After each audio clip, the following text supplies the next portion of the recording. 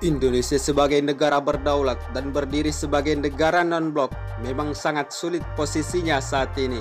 Sebab Indonesia tidak memiliki sekutu satupun seperti halnya negara-negara NATO.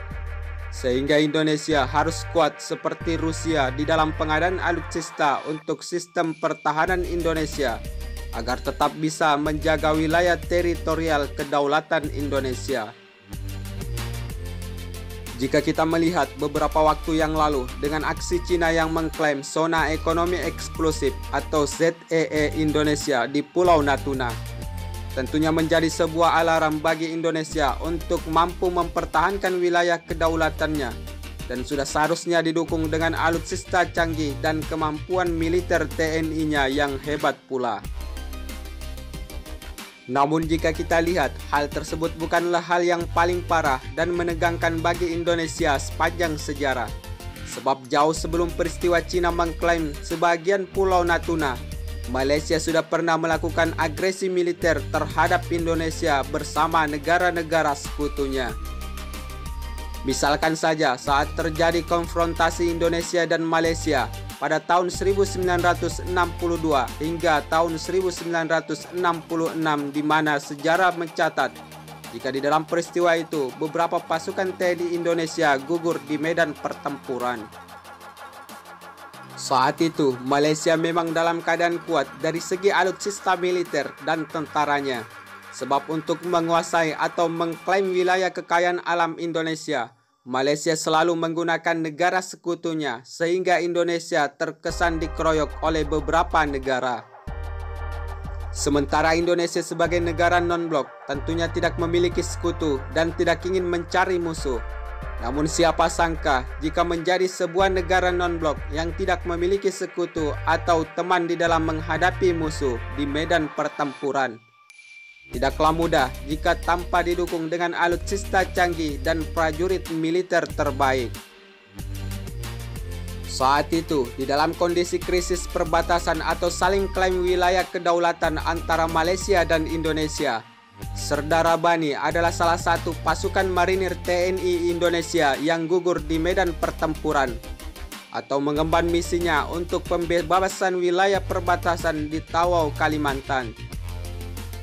Malaysia yang didukung penuh dengan negara sekutunya seperti Inggris, Selandia Baru, dan Australia tentunya membuat militer TNI Indonesia cukup kewalahan untuk menghadapi pertempuran tersebut. Sebab Malaysia telah didukung oleh alutsista tempur yang mumpuni dan tentara militer terlatih seperti Inggris, Selandia Baru, Australia, dan pasukan Malaysia itu sendiri. Keberanian Malaysia mengklaim wilayah berdaulat dan sumber daya alam Indonesia saat itu bukanlah tanpa sebuah alasan. Sebab jika Malaysia ingin menghadapi Indonesia dengan 1 lawan 1, tentunya kekuatan Malaysia tidak ada apa-apanya. Sebab dulu Malaysia belajar ke Indonesia dan tentunya dari segi ilmu pengetahuan dan militer, Indonesia lebih unggul. Hanya saja Malaysia saat itu didukung penuh oleh negara persekongkolannya, oleh negara-negara yang tidak suka dengan Indonesia dengan kekayaan akan sumber daya alamnya dan tidak mudah untuk dipecah belah oleh pihak asing. Selain itu, tidak bisa dipungkiri jika banyak negara-negara asing yang tidak suka Indonesia tetap bersatu dari Sabang sampai Merauke. Karena tidak bisa menguasai secara penuh sumber daya alamnya, walau saat ini terlihat masih ada pergerakan pemecahan belah bangsa di Papua, seperti yang dilakukan oleh KKB Papua. Namun sebagian besar rakyat Papua tidak setuju untuk dipisahkan dari NKRI. Namun jika kita kembali membahas sikap arogan dan angkuhnya Malaysia bersama negara-negara persekongkolannya tidak sampai di situ saja. Sebab setelah peristiwa Kalimantan, Malaysia pernah melakukan klaim dan hingga berhasil menguasai sebagian wilayah teritorial Indonesia. Mengutip dari Wikipedia, Indonesia dan Malaysia pernah bersih tegang atau memanas dan adu kekuatan militer dengan saling menempatkan pasukan serta militernya di perbatasan Pulau Ambalat. Sehingga nyaris saja terjadi pertempuran atau pengerahan militer besar-besaran dengan Indonesia.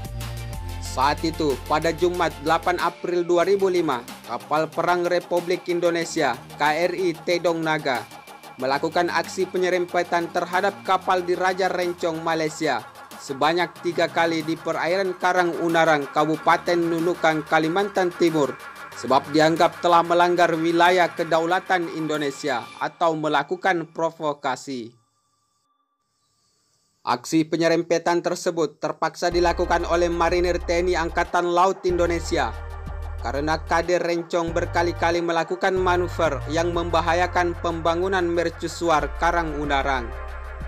Namun insiden penyerempetan kedua kapal ini merupakan bagian dari pertikaian perbatasan di kawasan Ambalat yang kaya akan sumber daya alam minyak dan gas Indonesia.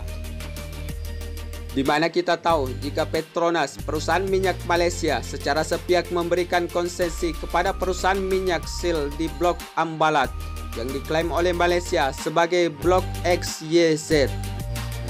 Malaysia yang mengklaim wilayah Ambalat adalah miliknya menurut peta yang diterbitkan pemerintah Malaysia pada tahun 1979.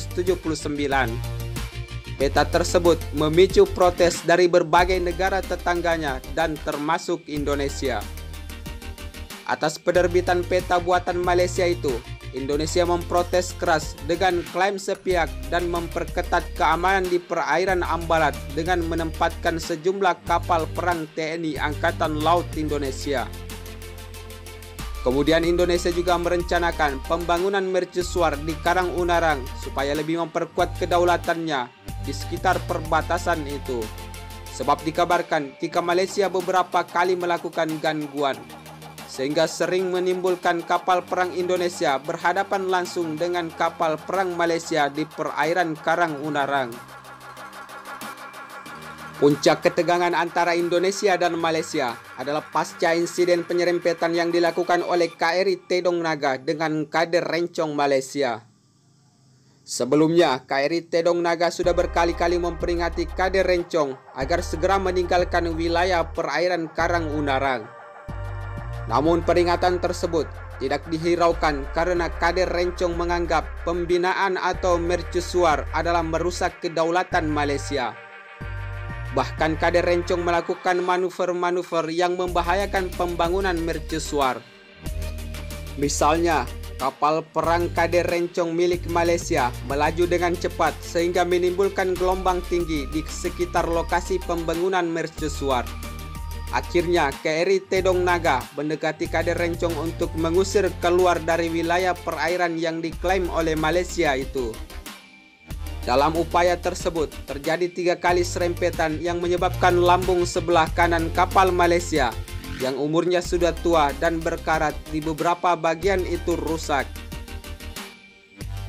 Sedangkan KRI Tedong Naga hanya memiliki goresan di bagian lambung sebelah kiri.